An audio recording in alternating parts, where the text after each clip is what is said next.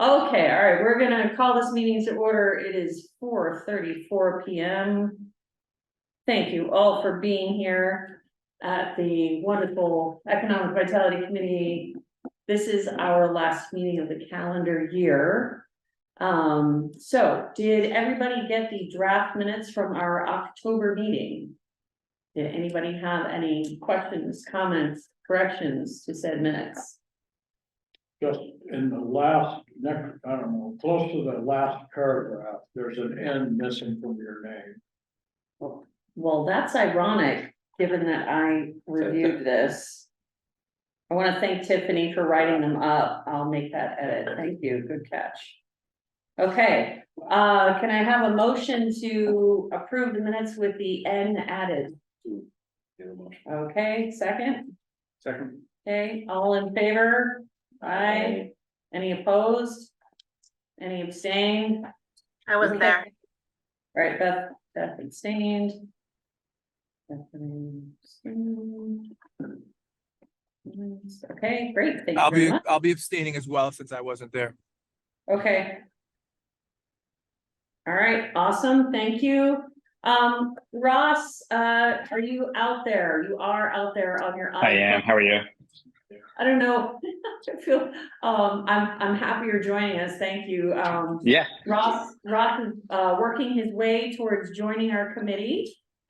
He's super talented and was a real delight to meet with him. Several of us have chatted with him. Ross, can you just take a second and introduce yourself to the group? Sure. Yeah. Thank you, Jen, for the introduction. Hi, everybody. Nice to meet. Hopefully next time we'll get to meet in person. I'm Ross Jacobson. I'm new to Concord. I moved here with my now wife as of a month ago. We moved about a year and a half ago. I grew up sort of in the area. I grew up in Harvard, Mass. Went to school in Boston, in the Boston area, work in the Boston area, and just excited to be a part of the community and give back a little bit. So thank you guys for letting me join the committee, or soon join the committee, hopefully, and looking forward to working together with everybody. Yeah, Ross, thank you so much. Your volunteer card is all set, and I do believe you're on the select board agenda, not this one, but the next one to Perfect. be officially appointed. But we're very, very delighted to have you join us. And you and Tiffany are now officially the freshman class of the committee. So thank you very much, both of you, for being here. Okay, well, a quick question. Yeah, sure. Is there, I know that there previously were 3 or 4 different categories of where members. Did we update, or are we still subject to those qualifications? I believe we are, unless we change our, unless we request a change, but we're fine. They both fit in. No, but do we know if there are vacancies, which slots we need to fill? Yes, yeah. Yeah. Maybe something to do, just to do. Yeah, we have one vacancy open, and it's just a citizen at large. Okay. Although we have talked about, I don't see Jan here, we might want to explore another sort of historical tourist site membership. But yeah, but if you look on the website, they're classified by sort of type of member. Yeah, I did this morning. There are just some members with nothing by their name, and then there's some vacancies, just open boxes. Hang on, that's Steve. Okay. Hi, Steve. Are you trying to log into the website? Yeah, but we have a conference, or is it just me? I'm afraid it's just you. Are you clicking on the link that was on the agenda that I sent out? Yeah. Okay, can you maybe talk to him and just read him if he goes to Zoom and enters the meeting passcode? I'm gonna pass you over to Mimi, see if she can help you, okay? All right, yeah, so that was a good question, Mark, but I think we're okay, filling out with these new members. Okay, so I wanna dive right into the questions around the residential property tax exemption. I think you saw I did send around something from the town assessor stating that this tax exemption would not affect commercial properties, but Mark's done a nice job of pulling together some points that we might want to at least consider as well. So Mark, do you want to go ahead and take us down that? Sure, so Train of thought. I think the assessor pointed out that it won't affect commercial or industrial properties, those classes. However, I just wanted to point out that residential also includes apartment complexes. And so I believe, and this is hard, the math is hard, it's hard to compile the data, but I think there are approximately 16 complexes that have 8 units or more. And then there are additional 100 or so single family homes, multifamily, that sort of are also not primary residence. So let's say if, you know, half of them are for rent. Based on that, I think one of the easiest examples to look at is the Muse, or now I think it's called the Prescott at Concord. And so just some sort of, you know, the Prescott is our highest assessed property. And I think that there are 370 to 400 apartments there. It's assessed at around 91 million. It pays roughly $1,364,000 in taxes. And if so, I want to go over 3 scenarios. The first scenario is if we look at a 10% assessment increase for 24 in a flat budget, and that's what the select board is sort of telegraphed, if you will. The Muse taxes, this would be the taxes for the entire complex, would go up 12.4%. So it'd go up to roughly $1,326,000. If you take that same 10% bump up in assessment and include the full bond at CMS, and you increase the town budget by 4%, we know budgets have gone up, town budget's gone up 3 to 5% for the last 5 years. Then the Muse's real estate tax will go up 22% to 1.434 million. And if we do the same assumption with full CMS bond, 4% tax budget increase, and a 20% exemption, it will go up 34%. So, and the reason why I mentioned the 20% exemption is that under the select board's proposal, and under the statute, the Massachusetts statute, they have the right to set an exemption anywhere from 0 to 35%. So it's not in any way unreasonable to think that with projects coming down the road next few years, with the, you know, when CMS is finally built, the interest will go, the cost of that bond will go from 2 million to roughly 7. We heard last night that, you know, the high school may be looking for capital improvements. And I think that it's a realistic expectation of the select board to increase the exemption over time. Mm-hmm. So again, under sort of the flat, no budget increase, we're looking at 12%. Under a CMS slight budget increase, we're looking at 22%. And under rationing to 20%, we're looking at 34%. And I think that should be expected that the landlord, and I think it might be a public REIT, is not going to absorb all of that increase in residential tax. And unfortunately, it's going to pass it down to the renters, making Concord more expensive in which to rent. And I think, unfortunately, there's a ripple effect. You know, I think as a town, we prioritize affordable housing. We try to do a lot of things to increase the affordability of housing. This actually goes in the exact opposite direction. And I think for this committee's conversation, I think we can talk about the effect to our local businesses and the reality that, you know, this may force some employees out of town. It may force their housing costs to go up significantly. And I think it will have an effect on local business. You know, another thing to contemplate too is while in looking at the MBTA overlay districts, we kind of said that for now, looking at mixed use buildings might not be good to commingle in that conversation, but it is something we're thinking about exploring in the future. And would we be de-incentivizing people to include residential in mixed use buildings if that means that the residential rate, which would be subject to the tax exemption, would be put in play. That's maybe a hair more hypothetical, but it is something to think about. And, Mark, as you said, once this is in place, that it's very difficult to get it off the books. And, as far as I know, FinCom has not had a chance to assess, pun intended, the potential impact on the town's finances.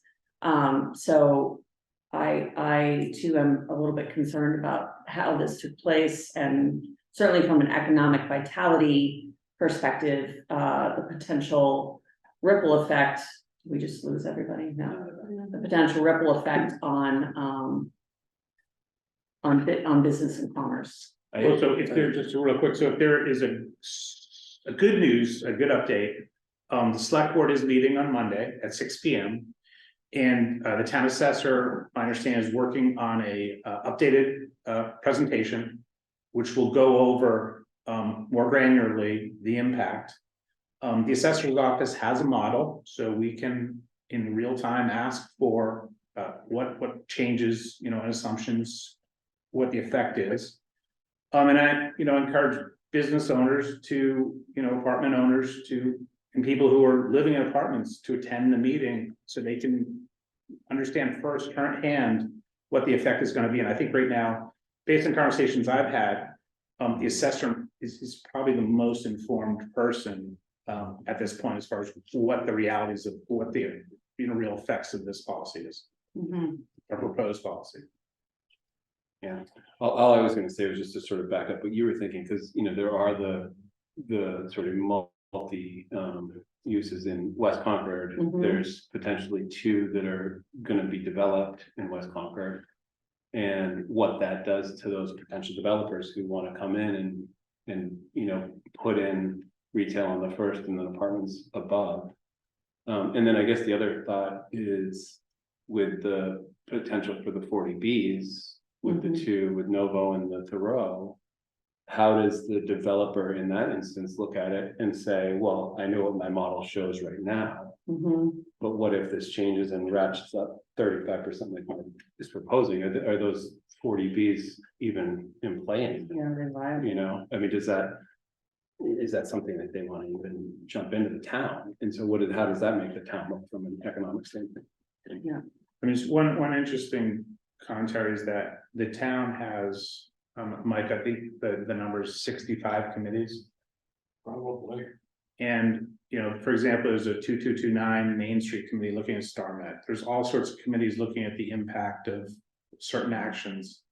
And I think it's noteworthy that, that this committee, other committees weren't asked to do some sort of study before, that this was sort of proposed. And I think it is somewhat unusual in that regard. So I'm not sure, our committee, I think the only purview we have is to simply alert the select board that we have some concerns about the impact that this pretty significant change could have on economic viability in terms of both attracting and retaining individuals who would ultimately work in our community, and also the potential impact on development projects or plans that could involve mixed-use buildings.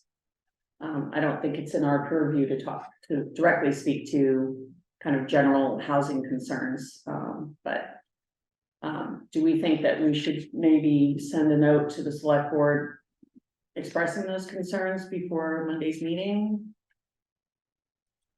I think that would be wise. What do you think, Mike? Yeah, I don't know why not. Yeah. I think also, this will get on the agenda of the Affordable Housing Trust.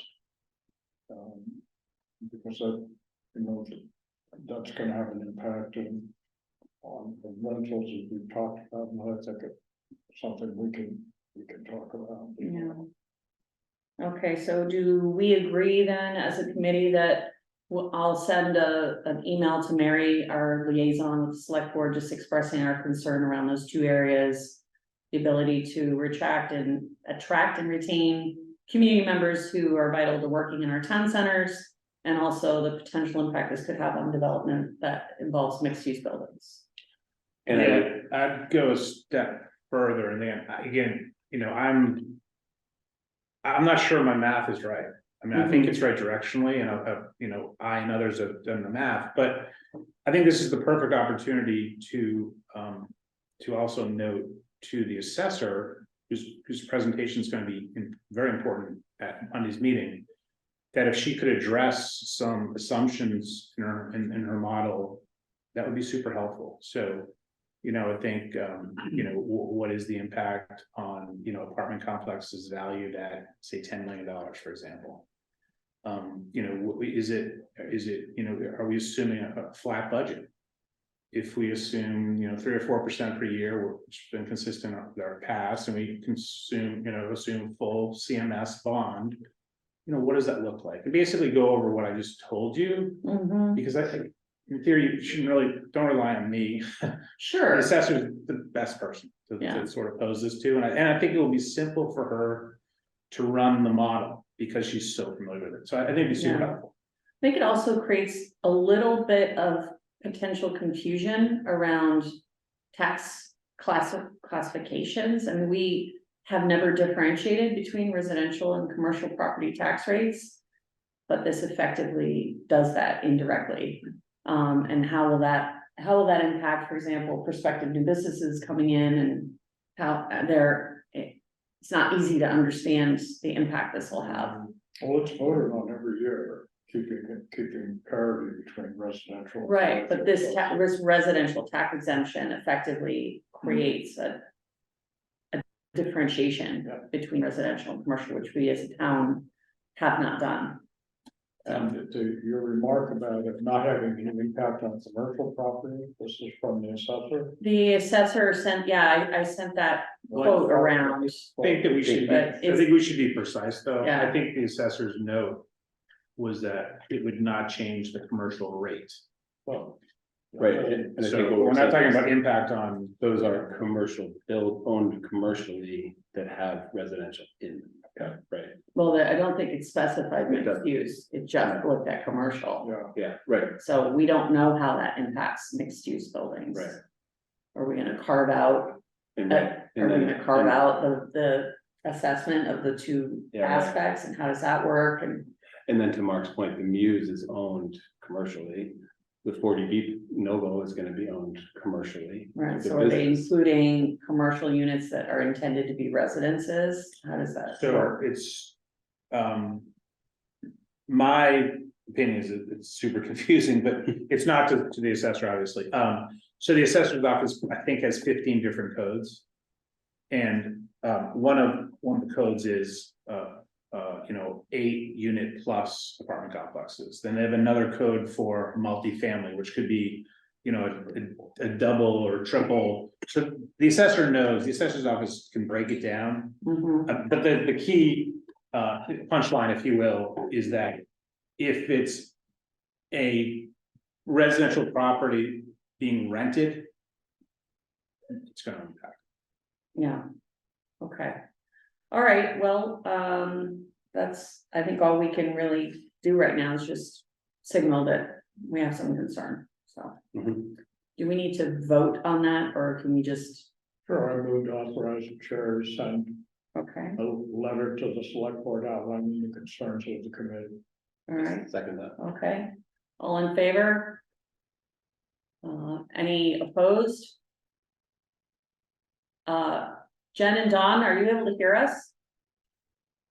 Don, did you hear us? I can hear you. I honestly, I don't know enough to vote on it. I know, I appreciate Mark just explaining it all, and I, in theory, agree with send a letter. Those sound like valid concerns. All right, all we're Sorry to doing be- is- That's okay, all we're doing is signaling an area of concern and asking for some clarification. Okay. We're, Then okay, I'm for the letter, yes. okay. All right, Just, Jenna, this is just a footnote. I mean, if we talk about, again, the bridge has been a huge service to us, and the reason why there's a little bit of misinformation here is that if no one is using the same set of numbers. The bridge says there are 6,000 households. The assessor's office says there are about 4,600. Henry, you know, the chairman of the select board thinks there are 5,000. Mhm. There's a 23 rate and a 24 rate. The public doesn't know the 24 rate. So it's a really hard mathematical thing to do when everyone's using different assumptions. And it's not to say the select board is wrong, but it's to say that maybe to Don's observation, this would be a heck of a lot easier if we were all using the same information. And maybe a process by which there was some discussion and clarification would be helpful. Okay, all right, great. Mark, thank you very much for putting that together. It was really helpful. Okay, moving on to the next item on our agenda. We did talk last time about one potential item that we might want to collaborate with the appropriate groups, and that was looking at, do we want to explore ways to encourage more folks to provide Airbnb or VRBO type solutions in 2025 around the 250th celebration. And so Mike was very kind enough to help me put together a little draft correspondence to Gary over at the Concord 250 Celebrations Committee. Guys online, I'm sorry, I will send this to you later. But basically, it just summarizes our conversation from last time. It basically says, looking ahead at the impact on our ability to create that stickiness with the tourism in our commercial centers. If we don't have enough accommodation, which we definitely won't have enough accommodation, but if we could improve our ability to have people stay here longer, that could be beneficial for our economic vitality. A shortage of hotels and other accommodation options is kind of a rate limiting step.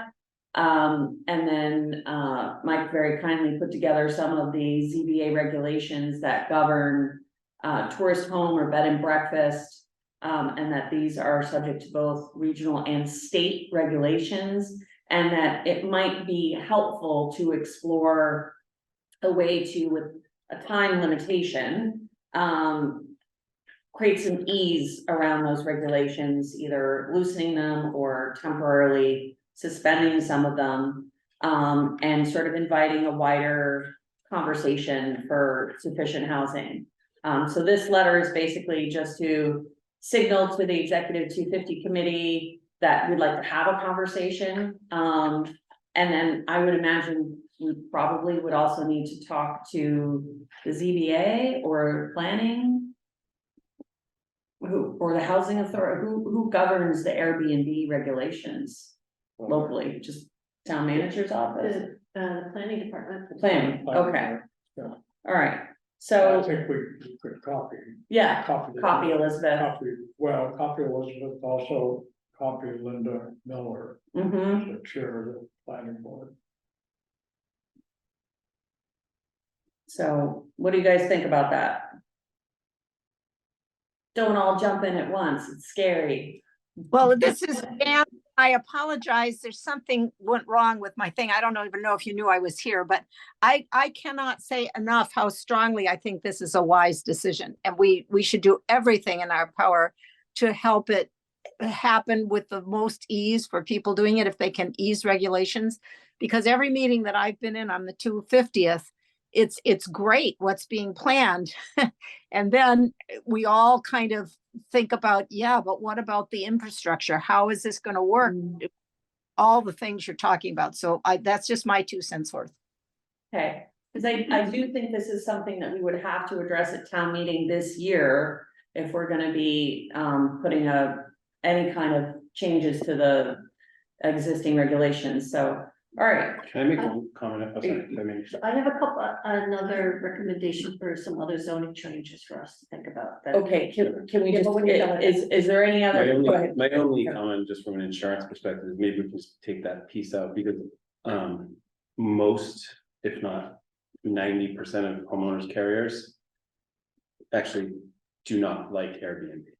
I know that sounds silly because so many people use Oh, so just Airbnb. say temporary I housing think or, maybe Like, if you said that to your Andover insurance carrier, they'd be like, well, Airbnb's excluded, so there's no liability protection, so. I don't know if we just wanna take that piece out and that. So could be done. how could we refer to that? I don't know, because they have a platform. which Temporary they give. bed and breakfast style Something like that. accommodation or, Yeah, okay, I don't know, that's just from my view, it's just, I'm not sure what the liability on us. would yeah, be. and that's really just a platform, you could even do directly, you don't have to go through a platform. Right, Correct. Airbnb is one, Correct, that's, yeah. I guess my question is, in paragraph 6, it looks like we're suggesting that the town as well as the state relax some of these requirements. And I'm just wondering if it's clear enough whether it's relax the requirements to provide something. well, So the is it- requirements if you look at regulation 5.3.15. In the second paragraph, there's a list of, some requirements. In order to provide temporary housing, there are requirements both at the town level and at the state level. And I think we're saying we should explore what can we do Okay, to relax those, even if it's a time constrained period of time, to make it more streamlined and easier for people to participate. For example, you have to set up a state income tax account and you have to, pay on that. And if you're providing temporary housing for 2 weeks, is that burdensome? And I don't know what the answer to these questions are. This letter is inviting a conversation. Yeah, but it's a good point. I don't think this is as simple as we might like it to be, but Fortunately, you're right. yeah. Okay, all right, great, Nina, go ahead. So, the two things related to the table of uses, so. For folks that are following along, the Concord zoning table 1 principal use regulations. There is a brewery that would like to open up in Concord in an industrial area. And surprisingly, commercial stores are the most restrictive thing that I can see in the zoning code. So typically a brewery needs a manufacturing space to be able to do so, but then they would like to have a tap room and to be able to sell their beer. So restaurants are actually allowed townwide anywhere except in residential neighborhoods. So you can have a restaurant in an industrial area, you can have a restaurant mixed use, all kinds of any commercial space. Connected with camps, all kinds of things, but you can't have a retail. This person would not be able to have a brewery and to actually sell their beer. They couldn't sell anything. And so if it was, say, a fashion designer making clothes, they would not be able to sell their clothes. If it was a silkscreen t-shirt place that was maybe, doing it large scale, but also had like some customer, they would not be able to have retail. So no industrial space can have a retail outlet, is that what you're saying? Also, you cannot have, the only places you can have retail is in West Concord Village, Concord Center, and West Concord Business District. There's a lot of other places you can't, basically any other place you can't have it, but you can have lots of other, you can have So where restaurants. is this guy want to locate? So he wants to be over in Domino Drive. I don't know if this is allowed to be public knowledge, so he's looking to be on Domino Drive. But right now it's like, because of the regulations, because that means no brewery, because they need to be in an industrial area, could ever open with a business plan that would have a tap room to be able to sell their beer. He could open up a brewery and a restaurant together. And we're sort of looking at creatively how we might be able to do a creative thing around it, but it feels like maybe this, instead of requiring this level of creativity, which might bump into state ABCC rules, and just thinking of other similar uses. So for example, right now we have a business in an industrial zone that is manufacturing soap and also selling it. That is technically not allowed.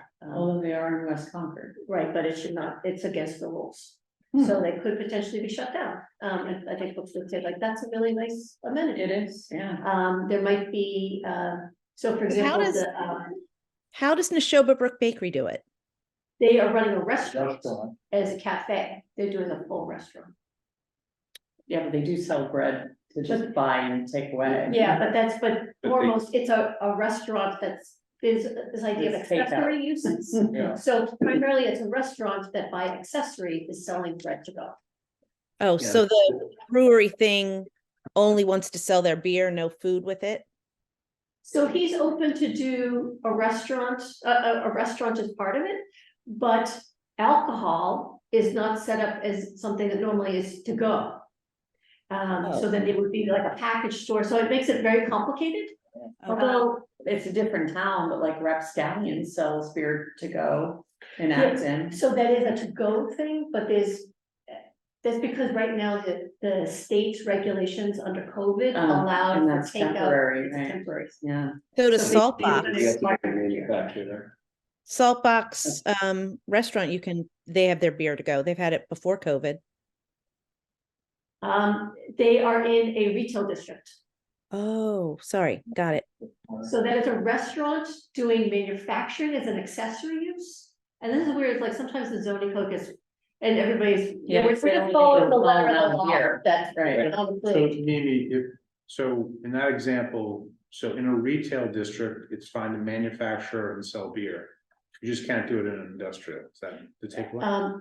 yeah, and the thing is, it's got to do with what your primary use is. So you couldn't have an industrial brewery in a retail district, in like the neighborhood business district. So you couldn't do right on Commonwealth Avenue, which is zoned neighborhood business. You couldn't do manufacturing larger scale. So Saltbox is primarily a restaurant that has a little bit of manufacturing. Mhm. And they couldn't do it the reverse. In the Concord's industrial districts, they can have a restaurant and manufacturing together, but they can't do retail. Because of this physical table use, and all it requires is going to like, just do a like, Was I'm there sure a it's reason for something- that, or just, I don't know the history. like, is there a compelling reason to not allow I that? talked to Elizabeth Hughes. So we had a whole meeting of it, with the building department of Elizabeth, Paul and I got together and we're sort of like, this is something to bring to the Economic Vitality Committee as something to think about changing. So ideally, you don't want to have like a big retailer in an industrial district. It's important to have some industrial spaces, but to be allowed to do retail as an accessory use would be beneficial. Or, you know. So is somebody gonna draft a warrant article? So I'm just coming to you all to see if folks are amenable to this. My understanding, the next step is that talking to the clerk's office. Yeah. If they're amenable, then we can move forward and try to draft So- something. So I was involved in this yesterday too, with with Brendan. The question that he actually posed too was bringing in a food truck. And if that would take care of it, and it's interesting because of our new food truck bylaw, that wouldn't be possible. So it's almost like, and he was asking sort of about special dispensations or whatever.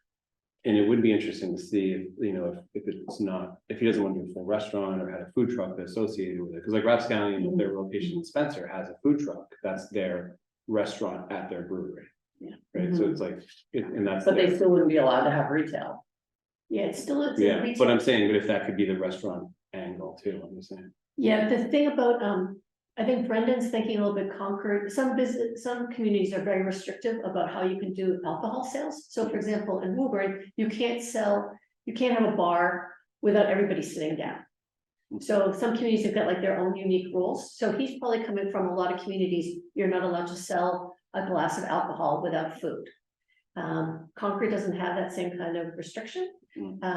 But we are amenable for him serving food and he could do a restaurant, but in terms of this like retail, selling it to go. There's no requirement about how elaborate this restaurant could be. He could sell just hot dogs and then you're a restaurant. Can we think of a downside to allowing retail as an accessory use in the industrial zones? I can't. That's so relatively little industrial. Yeah. And it almost to the soap point, it's like, it's actually. Put them in good Yeah. standing, yeah. Yeah.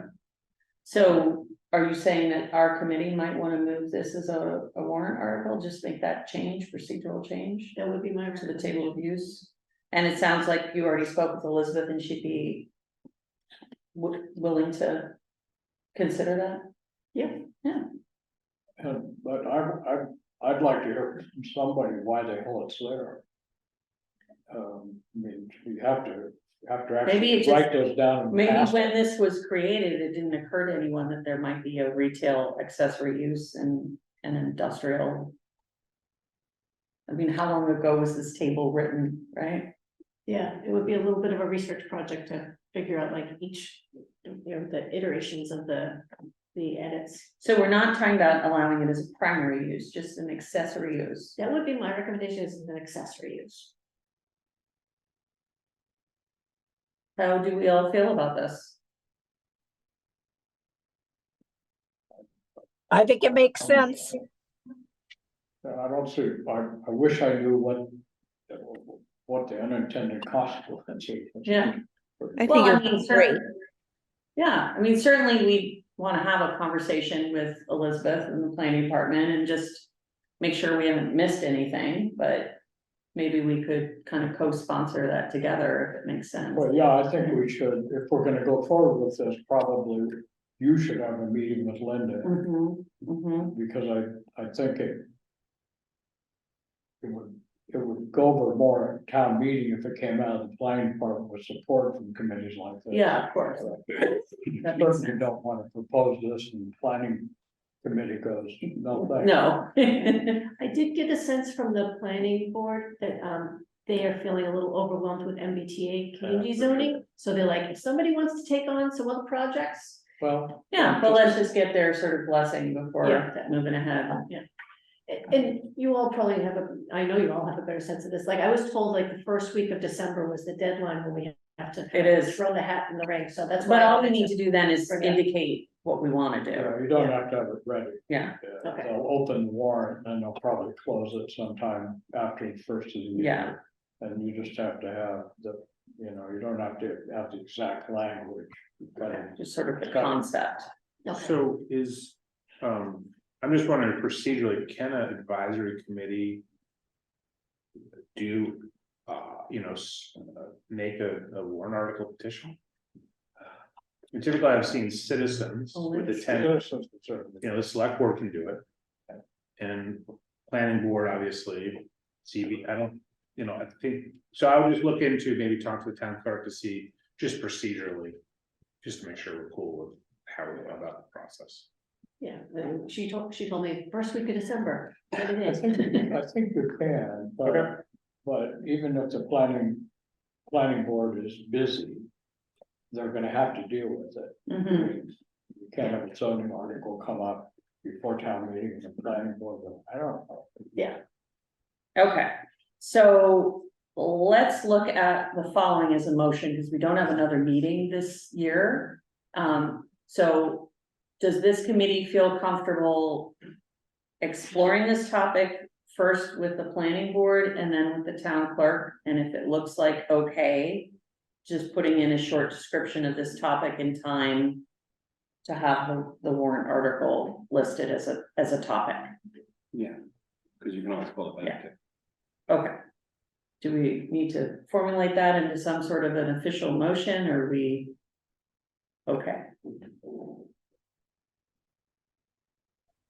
Probably do. I think Yeah. you need to have a motion and a vote, John. yeah, okay. So can I have a motion to authorize the chair of the Economic Vitality Committee to explore both with the planning board and with the town clerk the potential to move a warrant that would allow a change in the table of use to allow retail as an accessory use in industrial zoning? So moved by Jan. Do I have a second? Excellent. All right, all in favor? I, Anybody opposed? Anybody abstaining? Okay, motion passes, fabulous. Can I just say and commend Mimi on this, because Yeah, this is I exactly hadn't thought of that. like what we talked about, how many years ago, Mike? Like on having a person who can help coordinate with a new business and the different boards and everything else, so. Yeah, really good job. So while we're still on the zoning issue, there was another one that has come up a little bit about how to limit office uses in Concord Center. and I just want to kind of, if the committee's officially not wanting to pursue it, right now, West Concord limits professional offices on the ground level, and so they use second floor offices. Right now, Concord Center has got a lot of real estate offices and in one-on-one gyms that really, after 5 o'clock, it really kills the downtown. That those are businesses that are never open after 5 or 6 o'clock at night, and it has an impact on on restaurants, on other retailers. So currently, this table of uses has, restricts them in West Concord. And whether we want to make that true for Concord Center, or to sort of similar to the formula business where it says the number of them that can be present. I know in terms of the pluses and minuses, I can understand for the commercial real estate office, the landlords, these offices pay top dollar and they're often long-term tenants. But it does have an impact on the rest of the neighborhood. And it undermines the other retailers and the other commercial property owners. So, just devil's advocate, I think that because of what I perceive to be a significant lack of parking, it's actually good to have businesses that are open at night. And so if you did an analysis of how many were open, how many weren't, and sort of did a data-driven analysis focused on parking and availability of parking. But if my concern is if you get rid of all the real estate offices and replace them with places that might be open during the afternoon and evening, you might exacerbate the parking shortage issue. I don't see any problem parking in the evening, though. Parking problem seems to be during the day. Well, I do agree this is probably a little bit more complicated topic to try to break out in time to have a motion for December.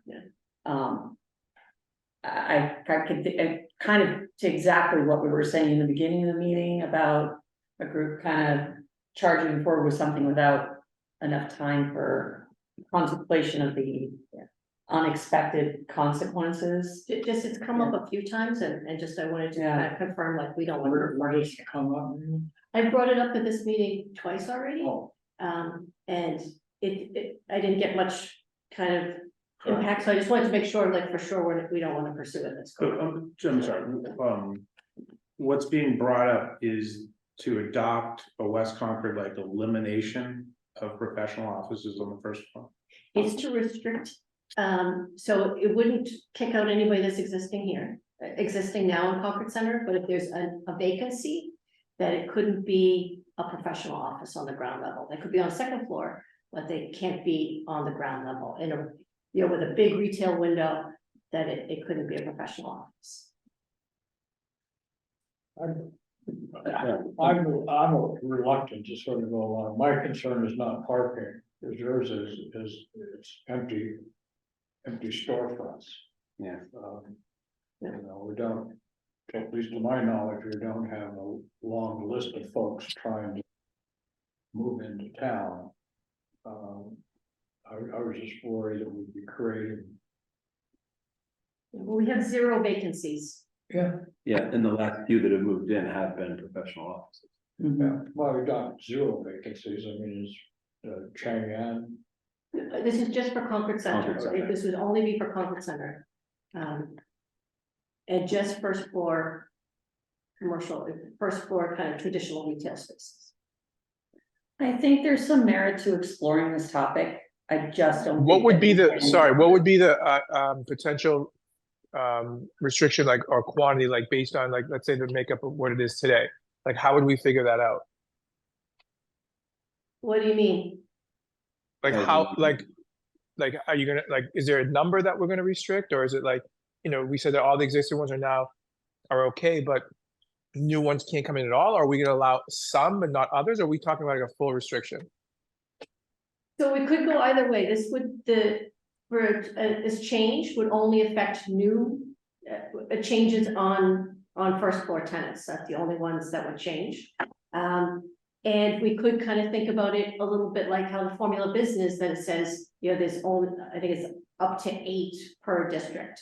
So we could kind of figure out the nuances if we were open to. Have you like, talked the to idea. any landlords? I was gonna say. So I have talked to some landlords, so I talked to Sharon in particular, and she said that she would really like to avoid having professional offices, and talked about when she brought in the Best of British. Trust the British. That, you know, she got a lot of real estate offices and those types that were interested, and they would have paid higher, but she held out because she knew the negative impact on the neighborhood. At the same time, recognize like, and this is that balance a little bit of like, if we are in dire straits, it's helpful to not have it be a vacancy either. Mhm. So there's pluses and minuses on both, but it does feel like we're at a tipping point in Concord Center right now with so many of them that we might be going too far that way, and we could adjust it just based on the conversation we had last time about aggressive recruitment and having some of those. I was available. gonna say, maybe there are other ways to incentivize landlords to give a preference to retail or restaurants rather than because once you codify something, it's kind of really hard to go backwards. Maybe there's a way we could explore things like a very proactive recruitment support to identify good opportunities, or even looking at some sort of town provided incentive to landlords to, I don't know what those incentives would be, but, I think it's, go ahead, Ramon. No, sorry, I was just gonna say, just from a perspective of like of vitality and liveliness, right? So obviously being in Concord Center and having a restaurant, you know, it's noticeable, and you know, I think it helps that we're there. And some of the retailers I think stay open a little later than they used to, but that fluctuates. There is a sense of like very sleepy, quiet at night, right? I'm not a fan of restrictions in general.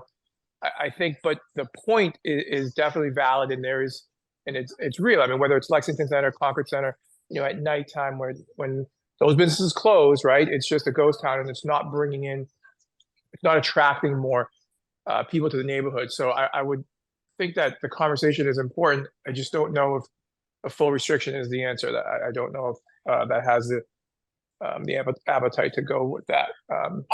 And, you know, even from a landlord perspective, but I could be wrong.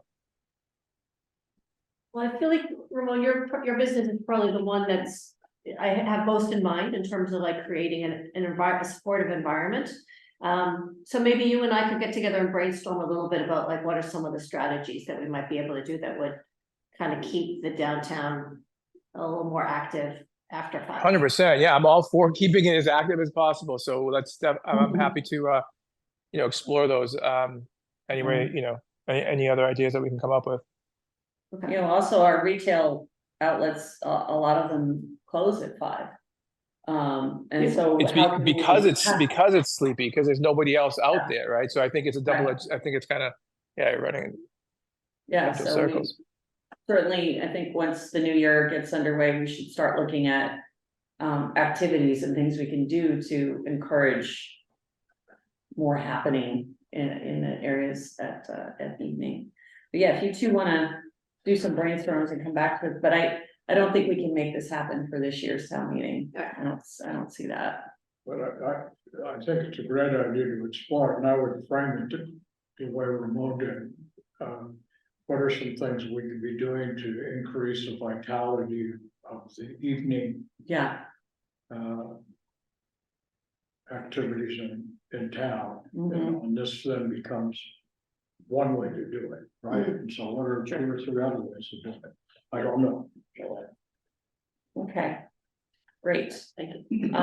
Okay, I'm gonna keep us chugging along here because we've got a few more topics to explore. Thank you, everyone. It was good work. Just quickly reviewing from now to the end of the calendar year, it's pretty busy in our business districts. I really appreciate all of the retail and restaurant folks who are here tonight. Thank you. I know this is a challenging time. Is there any, and I did give a real shout out to the town this morning in the chair's breakfast, thanking the town for listening to the business community about trying to support Discover West Concord Day, making sure that there was no active construction, equipment around that day. And also really importantly in, honoring our request to move the construction project in Concord Center to the spring. And I know that was challenging from a logistics planning and, public works perspective, so did make a point of thanking the town for that support. Are there any other kind of challenges that, the business districts are needing support from between now and the end of the calendar year, or are we in autopilot and we just gotta get through this at this point? Jen, I think you'd be good to speak to this. Autopilot. I'm gonna be working late every night. Dawn, how about you? She might have. Dawn ran away. No, she's there. Anyway, it sounds like, I think we've done what we can as a committee for now. I think it seems to be well planned. Dawn looks like she's back. Oh, hey, Dawn. Sorry, I switched to phone mode and can't That's drive it. okay. Yeah, same as Jen, autopilot. I mean, we are 5 weeks away. Yep. So it's heads down and up when you can. And thank you, Jen, for, you know, giving back to the town the thanks for their ear with things, or that construction project in the center. I'm so glad that has been delayed. That was So now we have to frustrating. remember, to be supportive of it when it pops its head back up in April, so. The Minuteman and the construction project are coming, okay. Yep, gotta do it. Okay, great. I want right. to add my thanks to Jen and this committee. I just think the work is so important. I'm also an autopilot voter. That's great. Okay, Can I ask one question, ahead. maybe, have you, does the chamber have a restaurant subcommittee or subgroup? Not that I know of, but I am working with the health department for this program called the FDA Voluntary Retail Standards Program, which is a nationwide program. Do we have a? Yeah. So it's a nationwide program that's looking at how to improve food safety. But it's really about how to create more of a positive environment, especially around for businesses. So Massachusetts is particularly backward in terms of how it does this type of program. So other parts of the country, it's food safety is addressed at a state level or a regional or a county level. Massachusetts, each individual municipality follows a state food code, but then has their own level of code with their own inspectors, their kind of own ways of doing things. And it's kind of a punitive thing with businesses, basically a pass fail. And you really only engage with the health department when it's sort of like the inspectors coming in to test you. And there's 9 different aspects of the food standards, these standards. And one is how to make sure the food inspectors are trained and certified and what their expertise is. It's being more transparent. So right now it's a pass fail and it's not very helpful. It's kind of coming up with a different test. And it basically looks at it's managing risk. So it says, if you're a gas station and you're just selling soda and chips, or you're a hospital taking care of ICU patients and serving food, they should not be treated the same way of having the same type of inspections. So it says, okay, the gas station, we're gonna do once a year and they're gonna get an hour inspection, and the high risk population is gonna be 3 times a year. Or if it's a business, they've been doing everything right, we're gonna only inspect them 2 short inspections. And the ones that keep not following, that need to be kind of keep a closer eye on them, they're always got a problem, we'll inspect them more. A big part of it also is about how to build a relationship between the business and the health department. So it's more of a dialogue. So those inspections, instead of it being pass fail, it says, the health inspector would say, I've been looking at your refrigerators, they're all just barely passing. I can tell these are going to fail within the next 6 months. So we'll give you a grade, and you might see it like in New York, they're calling it, where they give the letter grade. That's one way of implementing it, but it's sort of being a little more transparent on it. So as part of this, we would have, and I'm already working with the health department, I've been reaching out to some food businesses about having a cohort of food businesses that would basically meet with the food inspector, and we'll have a dialogue of like, they get to stay outside of the heat of the inspection. This is what's always driving me crazy. Or I have a friend who's having a problem with rodents. What are some of the other ways of addressing it? And being aware of building those relationships. And as part of it, I've already put in my budget to the town manager's office to combine it with a grant program. So the food businesses have had the hardest time through COVID of recovering, and their equipment can be really expensive. And because a lot of these businesses are in older buildings, that they're already, those can be challenging to get up to code. And Concord has a lot of requirements of their food code that's not common in other communities of, you know, you can't use styrofoam takeout containers, you can't use straws, we want you to do green building codes, so they've got a higher level of expenses, and also like things like the licensing for alcohol is higher, so some of the licensing in Concord is higher. So the idea is to build a relationship with them and combine it with like a way of helping the businesses to go forward.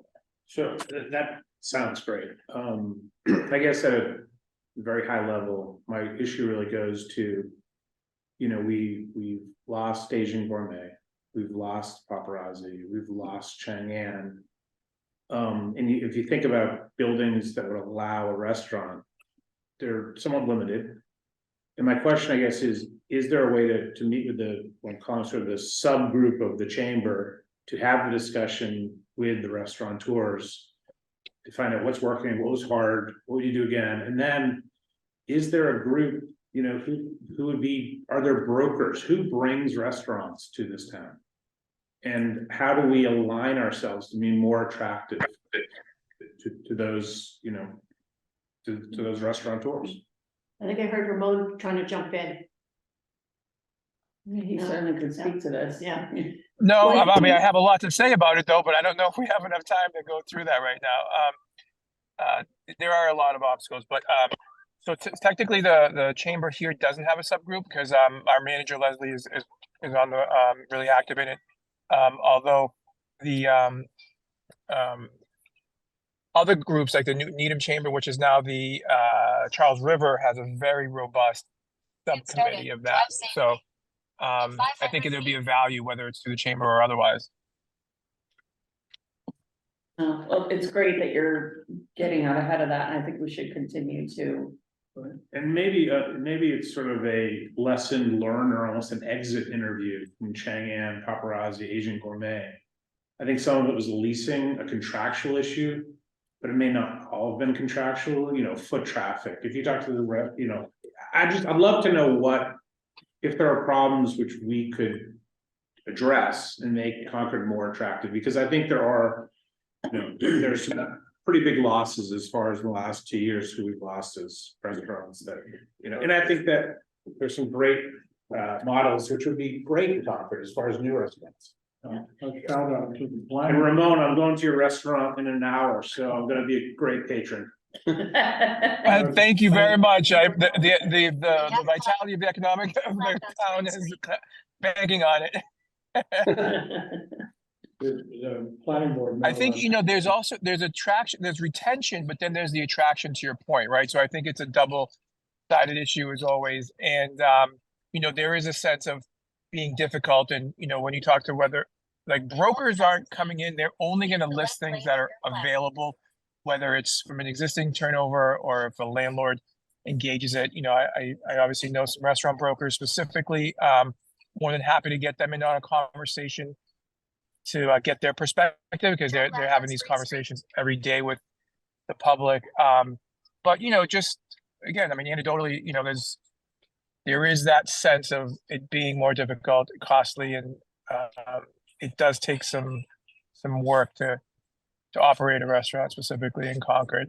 Every town has its quirks, whether it's the health department, but some of them are much harder than others to deal with. Mike, you were gonna say something, go ahead. Only that the planning board met last night and one of the agenda items was the paparazzi development. And I wasn't at the meeting before that. 3 restaurants in there, right? The planning board said, gee whiz, restaurants are really important to us, and so these developers went out and found I think it's gonna be 120, 130 seat restaurant that was going to go in there instead of a medical, some kind of medical thing. So it's gonna be I think it's the Dunkin' Donuts, I'm not positive. Well, that's going in where Asian Gourmet Right, was, and yeah, then that's some separate. coffee shoppy kind of restaurant. And then a full service, right? My point was that the planning board Is listening. said, hey, listen, this is important to us, Yeah. and the developer was paying attention, so it's That's kind good. of a good outcome. And I do know that, Chang Ann's landlord had multiple people interested in the space as well, and I think that that one, owner is moving in, or potentially, right? Yeah, there's one, The guy who's doing. yeah, surveys. very interested in that one. And there's another, we've got, But it's 2 interesting. I guess those are the existing spaces, right? Yeah. So like that's all well and good, but then it's the new spaces that then create the issue with the water and Mhm. sewer. And I think that's where, again, it just all comes back to that. Yeah, so part of my sewer study, I'm gonna be sending that off to the DPW, because I said I would share it with them first. And then try to pretty it up. Combined with that, I'm going through and looking at all of the fees that Concord different departments charge, because they don't always talk to each other. Do folks want to take a little guess on how many fees I have been able to uncover? Now, this is every fee, so it's like, your birth certificate and that kind of thing, but I've basically gone through everybody and guess how many fees I have uncovered? For For a restaurant? No, just for any fees that departments charge for all kinds of different things. We give up. Yeah. Can you count it on all your Just fingers? do a wild guess, just I want to. 50. 450. 185. What? 653. How many? 653. 653 Can we get a list of different those? types of fees. And part of this effort was also because the things that, the numbers that would say on the form and the numbers that say on the website and the numbers that say permitized are different. Because they're not always getting updated, so it's been a helpful process of like trying to create a level of transparency. Because the businesses say to me like, when do the fees stop? And I want to be able to say like, okay, Never. 653. once you get to 654, call it quits. And it's also been helpful to kind of clarify like, well, who actually sets the fee? So that there's some clarity on that, and is it set by the state, is it? And how much, do you have a record of how much these fees actually bring in? Hmm. So that's the other part that I'm trying to not make myself too crazy. Some departments keep those separate so you can track them. Sometimes, yes, all get thrown in together. And I'm trying to not get too crazy, a little bit of like, water rates and electrical, but I'm trying to show like, if you set up broadband for your business, this is what the costs are gonna be. If you're setting up water for your business, this is what the rates are gonna be, and not the kind of ongoing costs related to it. But Wow. I've been learning about all kinds of fees I never even knew existed, moratorium fees and Who would have guessed? all that kind of thing, so. Maybe cheap beef for chickens. You had a fee for chickens? Yeah. For our backyard chickens, we get a fee. Yeah, the agricultural. fee. Yeah, it's like $25. Wow. I Okay, think sometimes more expensive. all right. God. So we have 20 minutes left and we have some important topics. Next one's near and dear to my heart. Succession planning.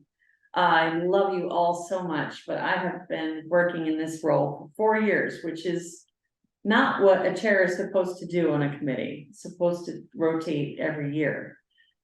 So we need to talk about who wants to be chair of economic vitality next year. Now a meeting that I'm still in on Zoom, but I. It's like Janice. All right, Jan, thank you. All right, Jan has just volunteered to be the new chair. Can Excellent. I ask a procedural question? Yes, How, what is the, I'm not saying we have to vote on this today. I'm saying, what is the preferred for best practices to talking about people Tomorrow is the day I'm getting who my. you would consider Hey, Jan, Jan, But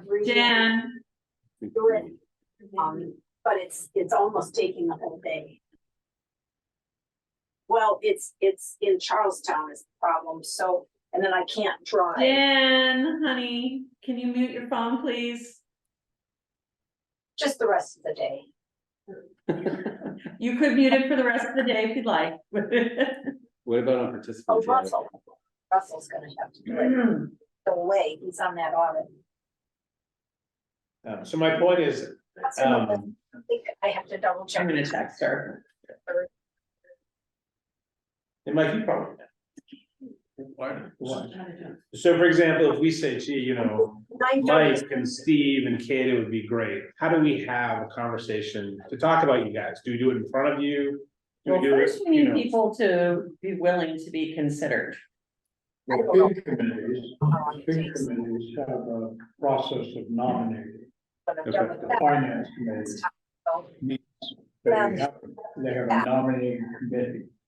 So They that's go- what- Have to They do it. talk to individuals typically. They meet and the committee usually, I think it's about 3 people.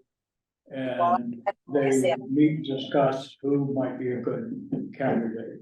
And that's all after the fact. I mean, usually it's the chair going out, tying somebody up and saying, guess what, you lost the lottery. So it's really, it's a mixed bag. Okay. About tomorrow. I think the appointment, I'm trying to call Jan to ask her to mute her phone. they're a little before. John, I just texted her. Yeah, I did too. Steve, I don't think she sees it. Steve's fine. Steve, go ahead. Yeah, but I had a brief discussion with Mike recently, and he indicated that That takes me from the he would Charles. reluctantly be willing to fill a position. I think he'd be an excellent candidate to consider also. That work to right now, he gets home. I agree with you. Mike, I don't know how Is full there a control? they're supposed to The be. fact that you can mute people? Yeah. Or disconnect people? Jan, Yeah. That's. Jan Turnquist. Need a vote. Hang on a minute, hang on. Yeah, Madam. sorry, I'm right here, sorry. Jan, can you mute your phone, please? Yes, Can you mute? Thank you. Okay, there we go. Perfect. Okay. I think it was the Madame. Or the honey. Okay, sorry, who, I'm a little good, okay, so Steve is indicating, Mike, I think he would be fantastic. We've had a conversation, I don't know. Are you wholeheartely embracing this, or are you willing to be a backup if? No, I'm not wholeheartedly embracing it, but this is an important committee. Yeah. It's on the select board that created this committee. And so if there's someone else that wants to do it, then I'll do it for a year. Yeah, and realistically, it should be a 1-year term, and then it's The supposed to be committee needs rotating. to get, I mean, we're lucky to have you, but you don't develop people to Right, do that. You get we have some new people here on our committee. They should be brought along so they can chair this committee and go on to other committees. and stuff. absolutely. You know, 65 friggin' committees in this town, include a lot of people that Mhm. So Mike, is there sort of like a concept of a president, vice president, and the vice president sort of mirrors the president, or is there any sort of grooming? You That may goes remember on. we had co-chairs in the beginning, and then John left. you know, there's no, in the charter for this committee, I don't think it says anything about a co-chair, No. vice chair, or anything like that. But the committee could certainly do that. At the beginning, Uh-huh, maybe I still am. are you interested in being? I said I would love to, but I just have like 7 committees. I get just a little too much. Okay, well, maybe we could explore having, What if you're okay, right? I just have a lot of other sort of boards. Cato said he would love to serve after your service. So we're good for 2 years. Or, you know, we've got a couple of brand new folks too, who might like to be a co-chair or a vice chair. And sort of shadow you for a year and see how that works and learn the ropes, right? Or maybe, well, of course, if you do take the chairpersonship, you could structure it however you like, but. Bring back John too. I think we might have to kidnap him to do that. Yeah. I mean, as I said, I'm not going in your, I'll do a good job. I have experience chairing committees, so it's not like, you know, there's a big learning curve. Why don't we do this? How do we feel about it? It's really wonderful, Mike, that you're willing to do that. Right. We don't meet in December. So in January, let's vote on a new chair. And meanwhile, if there's anybody out there who's maybe thinking about it, but is a little shy, and you want to reach out to me between now and then, Please. welcome to do that. Please reach out. Yeah. And Or, also, they'll suggest that we formalize sort of a secretary of the committee, that we formally have somebody to take notes. yes, And one of the best ways to learn the skunk works of the committee is to have to do the minutes. Because you gotta pay attention to everything, you know, you gotta kind of know what's going on. because I end up doing them a lot and I Getting somebody to can't do that. formally take minutes, I know you've been doing it, Mhm. and we had our. Tiffany very kindly did it last time, and It seems to- Dawn's done it once or, you know, we've been rotating around, but But that's a good way to bring somebody on board and then suggest a year later, maybe they can take over as chair. yeah. So can we, assuming I heard yes, can we make a motion to nominate Mike with the proviso that further nominations will be accepted through? Or maybe we can, so the transition happens at town meeting, right? Isn't that typically? Can happen Can happen anytime. anytime? That's what Okay. normally happens. So why don't we, at the January meeting, we'll finalize if we have one person, we'll finalize who it is. And if we have multiple people, we can have a conversation. And if it needs to, it could be, the final vote could happen in February at the February meeting. I guess my question is, how do we have, so say there are 3 people, how do we have a public conversation about those 3 people? If we have 3 people, I would be thrilled to pieces. And we have to ask those people to recuse themselves and we could go into executive session, couldn't we? Can't go. to- No, yeah. So you can have a public conversation without the person there, but then they can go and see the conversation. So, I mean, you just have it. yeah, You know, suck it up, right, it's not, deal with it. I don't see too many people pounding on the desk asking for this role. I'm ready to vote tonight. Mike's my guy. Merry Christmas. Steve is an unbelievable nominee. I know Steve is the best nominator ever. Yeah, well, Strong. I caved into Steve. Does anybody I twisted his arm. Does anybody feel differently? Cause I'd also be thrilled to know the future fate of this committee, which is near and dear to my heart. We have a motion on the floor. Are you okay with us voting on this now? Sure, All committee. right. Do I have a second? Second. All in favor to make Mike our new chair, starting in 2024? I, I can't, say. All right, and is anybody opposed?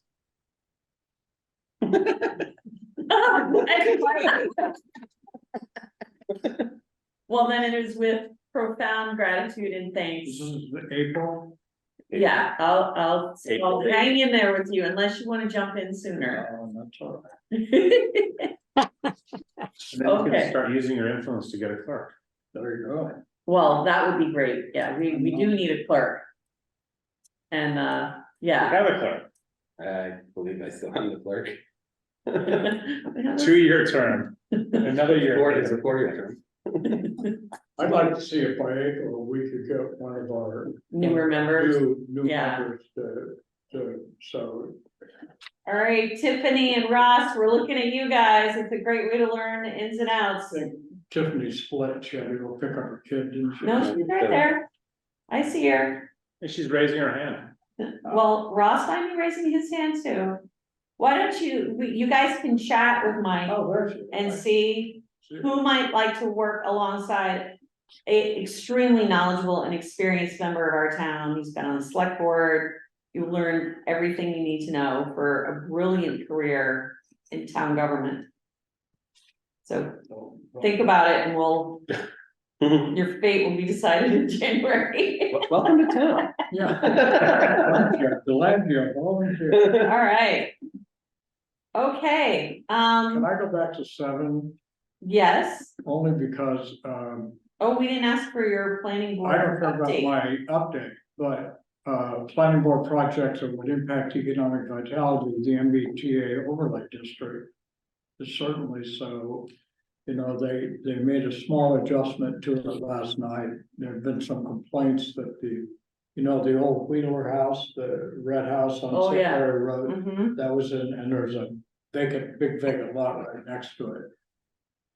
And there was, that's a very historic home, of course, and so, there was some pressure to move it outside of the overlay district, and so they substituted some properties. But, Mhm. we are gonna wanna take, I hope, a formal position on that. So that at town meeting, you know, we can say that the committee is supportive. Is supportive, Committee yeah. is, but. Yep. I mean, they've done a lot of work and they've been very thorough in listening to the community and taking into account, and we kind of have to do it. So, I think they've done a really good job of listening and tweaking things as they've gone along. Yeah, Linda's really Mhm. great job as chair. Yeah, And last night, were you at the meeting last night? On Zoom, I was not. Yeah, I was too, and if I understood correctly, the parking changes, they're not going to take them up this year, none of them? Doesn't seem like it. yeah. Also, Elizabeth let me know that at our next meeting, after they've completed some more of their sort of survey work around the parking conversation, that she'd come and present to us what they're doing, or someone from her team would. Yeah. And they also at that meeting discussed the 2 40Bs that are in front of the town. I think characterizing it, the 40B at Baker Ave had quite a bit of support. Kevin Hurley was there, did, I thought, quite an effective job of not only presenting, but paying attention to the concerns the town have. It's not a done deal yet, but nevertheless. But the other 40B, the one that's out by the Throw Club, Yeah, Nova, is that? Nobles. No, that's different. Okay. that didn't seem to get a lot of support. Well, particularly, it's quite far from any MBTA station. That was one of the issues they raised this morning in the chair's breakfast, as being one of, it sounded like there really wasn't anybody very strongly in support of that. There's a lot of concerns, whether it's, from my perspective, being close to the MBTA, I mean. Is yes or no, I mean, a lot of 40Bs are Mhm. nowhere near MBTA stations. But there's 2 other developments up there, Forest Ridge A and B, I think they're called, and there's, you know, the roads are laid out, and it doesn't look like it really could accommodate the kind of traffic that could come in from that. And there just seemed to be a lot of opposition to it, so I don't know what's gonna happen, but they continued the hearing until their next planning board meeting. Mhm. So on that, so I thought there was a key point being made that with the Baker Ave 40B, we would be within 3 units. No, we are within. We are today. Today we are We're 3 short. way over. Yeah, we're 3 short and Yeah. it will be like 100. Yeah, if Baker Ave is approved, we'd be. So so is it true to say that the second 40B, which may not have enough sufficient support, will be a 40B, assuming these 3 short affordable houses. Well, So whether the town likes it or not, if there's a 3 unit shortfall. It's going to happen regardless of how happy. Boards are with the second development. well, they will still be able to, even with Baker Ave, they will still be able to proceed with 40B. Housing. Because we're under the. limit. Because the Baker Ave housing doesn't happen Yeah, quickly enough. well, it hasn't been. For It hasn't been approved, and it won't be able to be approved within, if you just look at when the planning board meets and everything, it's not gonna happen in time, so. So I guess my only question is, it just seems like, planning didn't seem to be. Necessarily monitoring the situation as to why we're putting ourselves in this predicament for 3 units short. We don't have a choice. Well, we're short, we're short because the select board failed to support the Junction Village project. That's what put us short. The 40B of Baker Ave will take us well over meeting our 10%, but it won't happen fast enough to stop the 40B. Okay. But things like parking and street access are things you can control into the 40B. So, My big picture concern is that if we take 200 units in Baker Ave, we take another couple hundred units. Then we do any sort of MBTA housing, additional housing. Fire, police, and how are we gonna even be close to servicing those additional units? I don't think it's even close. so Unless we start making large investments in all this services. well, the schools, I don't think, as of right now, are an issue. So running through capacity, the fire and safety and things like that, those are. I don't think I actually think that school might be a bigger issue than people understand. So I'd be interested to hear, a little bit of an update on that analysis. Good idea. I think, So anyway, I think there's gonna be something that we're gonna have to tie into Yeah, with Yeah. respect to what's coming down the road. for planning. agreed, so we should watch that as that develops and be prepared to. Well, it's gonna come Write out, letters. they've gotta get their act together, just like everybody else does. And Yeah. get some kind of a warrant article Yep, submitted yep, during the open warrant period, so we'll know by January what they come up with. mm-hmm, And then I think we'll wanna take a formal position on it. agreed. Okay, we only have about 5 minutes left on our itinerary. I do see we have a few members of the public here. Did anybody want to comment or ask questions? Carlin? you, I know this better. Good, there we go. Carlin Reed, 83 Wits End. I'm a member of the Finance Committee, but speaking on my own behalf. Mark, you're right that we did not, at last night's Finance Committee meeting, talk about the residential tax exemption in much more detail besides just the what we'll hear at the November 20th Select Board meeting. Mike, congratulations on your new appointment. I think you'll serve well, though it will be hard to fill Jen's shoes. And I suspect Keto does know something about what's going on with the schools, at least I would hope so. That's it, thanks. I got a couple ideas. Anybody else? Jen or Brett? Just None. listening. Thank you.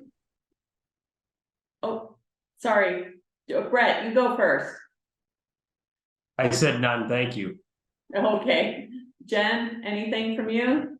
No, just Jen Clark? listening. Just Okay. listening. All right, then can I have a, Since we have 5 minutes, I don't need to talk to this 2 minutes, but I think, a few years ago, we talked about, it it came out of the business partnership. This idea of an omnibus person. And it's really the concept of looking at long-range planning to say, okay, here's the resource constraints we have on schools, fire, police, so we're not surprised as a community. And so I think Mimi is doing a great job of sort of starting to assume that, or from a business perspective, you're covering a lot of different departments, making sure that, they all fit together. I just am not sure there's anyone at a higher, at the select board level or any level, paying attention to how a 40B, for example, and how planning all fit together when it comes to the use and demands on public services. And I don't know why, maybe it's just a hole that every town has, but, you know, the Muse was a curveball from a lot of perspectives. How many kids it put into town, into the Willard district, candidly, and the need for fire, ambulance, what have you. And I just think if we're talking about 2 new 40Bs, we're talking about the MBTA additional housing, we're gonna really be surprised if we don't get ahead of the infrastructural planning aspect to what's going on here. And I don't know who in the town is supposed to be paying attention. Sounds like the planning department. Yeah, I mean, Carlin brought up that point. I think the cost to educate one child is $22,000. When you have extra needs, it goes up 25 to 30,000, depending on what those needs are. And coming out of the Muse, we saw, you know, currently like 125 or 130 kids who are in the school system, and you know, and a lot of those kids do need extra services. So if you think about that just from a tax perspective right there, and what that does to a town budget versus the, you know, and I know that you can't think about that when the ZBA can not think about that. But it is a reality, to Mark's point, of sort of someone planning, taking a look at all that stuff. But it also might be a tad outside the purview of this committee. Absolutely, I agree. Yeah. I do think water and sewer is a major constraint. Mhm. And it's not just the sewer improvement fee, it's about the capacity overall. The water quality and sewage treatment, that I think that's a limiting factor across the board townwide. Yeah. And I think that is something that this committee could weigh in, you know, we're Yeah. not the Public Works Commission, but it's affecting the business development already. Yeah, that's Very, very very much immediately. so. Like, you know, you could quibble on a bunch of other things, but it's not, it's a lot more than $22,000 per student. We're talking about a massive, Exactly. massive investment. Right. All right, it was a good conversation today. But can I have a motion to adjourn? We have a motion to adjourn. Second, Yes. Second, okay. All in favor? Aye. Aye. Anybody opposed? All right. Thank you, everyone. Have a great night. We didn't get to discuss times and dates for next year, but we'll put one together for January and we can figure out the schedule at that time. So Thank happy you, end of the Jen. year to everyone. Good luck to our retail and restaurant friends. Go forth and do well, and we'll see you in 2024. All right. here. Thank you. Happy Thanksgiving, everybody. Happy Thanksgiving.